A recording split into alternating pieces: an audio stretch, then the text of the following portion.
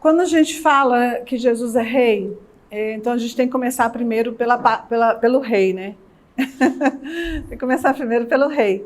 Porque quando se fala de rei, você está falando de autoridade, né? Um rei é alguém que carrega autoridade. Você está falando de reino, né? Não existe rei que não tenha um território aonde ele vai reinar.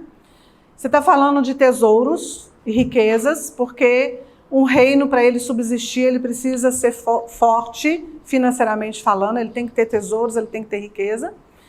E você está falando também das pessoas que estão dentro desse reino, né? Então, são elementos, quando a gente, dentro dessa expressão Jesus, o Rei da Glória, são elementos que, às vezes, a gente não pensa dentro desses elementos.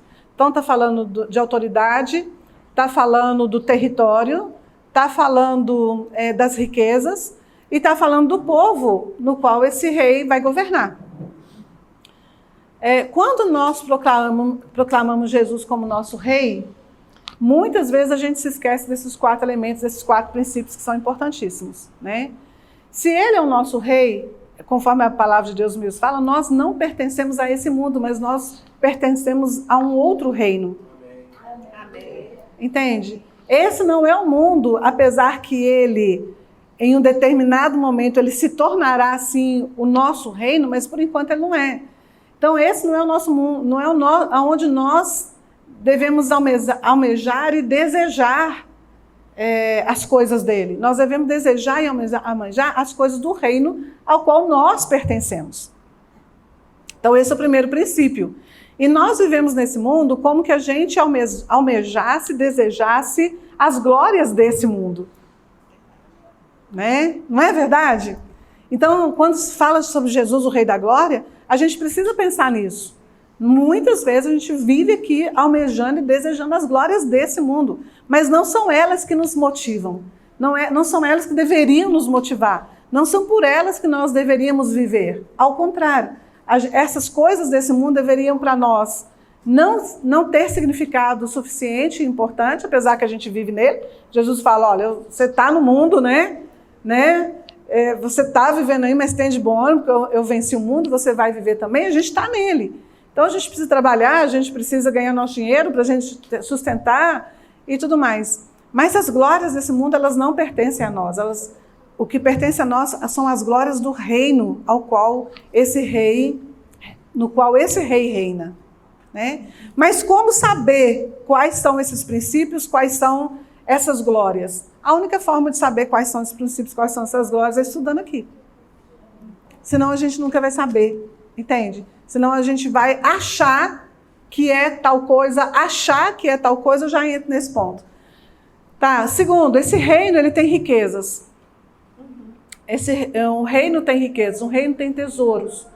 E o tesouro do reino, ele é sempre em prol dos habitantes desse reino. Ele nunca é em prol do rei. Ele nunca é em prol da corte desse rei. Mas o tesouro, ele existe para dar vida, para gerar vida para os participantes desse reino, para as pessoas desse reino, para os habitantes desse reino. E onde estão esses tesouros disponíveis para nós, habitantes desse reino? Mais uma vez, esses tesouros estão aqui.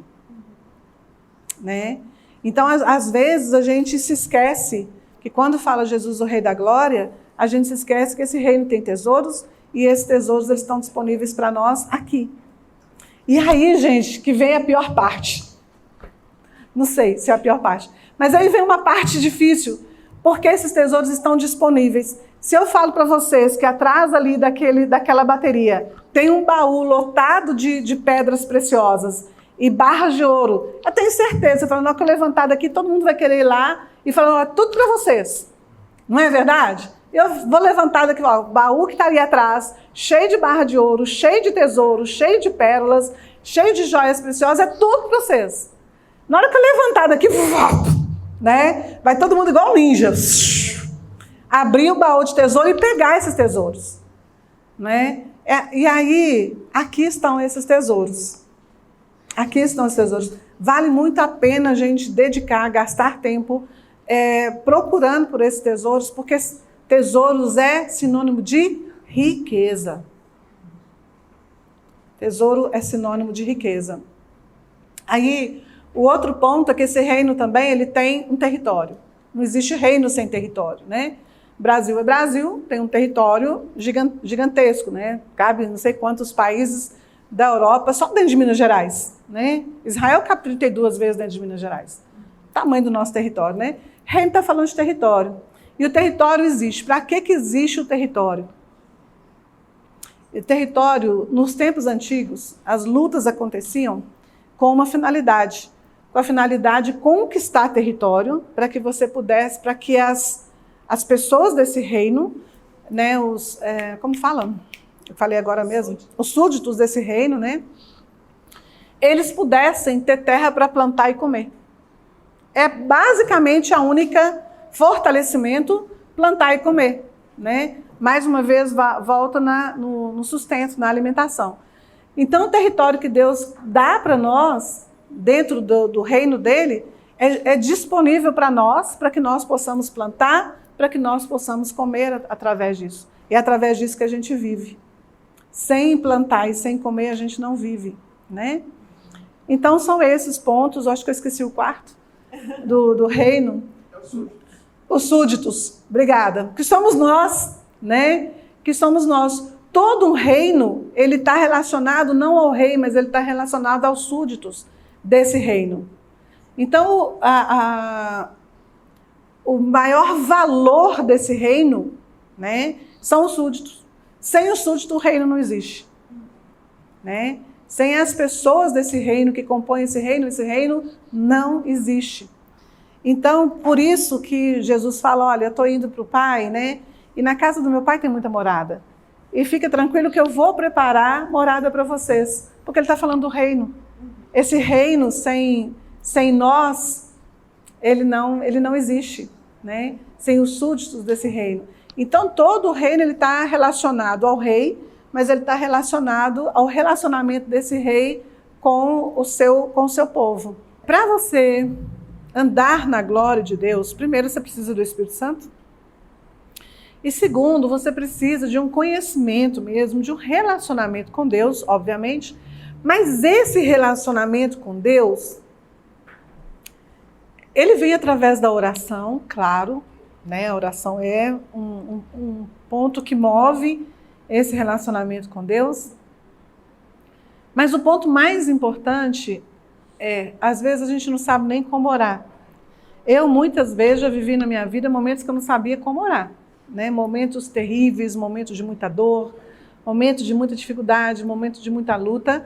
Eu abria lá Salmos e estava da visão lá, orando exatamente com as mesmas palavras que eu não encontrava, né? E o Davi que estava lá no vale da sombra da morte, já com aquelas palavras ricas que só ele sabia expressar. E quantas vezes eu não fiz uma oração que não era minha, era a oração de Davi, né? Então, a gente precisa se dedicar ao conhecimento da própria palavra, né? Porque até mesmo para orar, a gente precisa de um conhecimento mínimo da palavra de Deus para a gente saber como orar. Você quer saber uma coisa que eu vejo? Outro dia eu estava fazendo uma live lá no canal falando sobre isso, que muitas pessoas olham, mandam para mim, sabe, Dilene? Lá no Instagram a gente recebe uma infinidade de pedidos de ajuda, de pedidos de oração e pedidos de aconselhamento. Claro, não consigo ajudar, né, gente?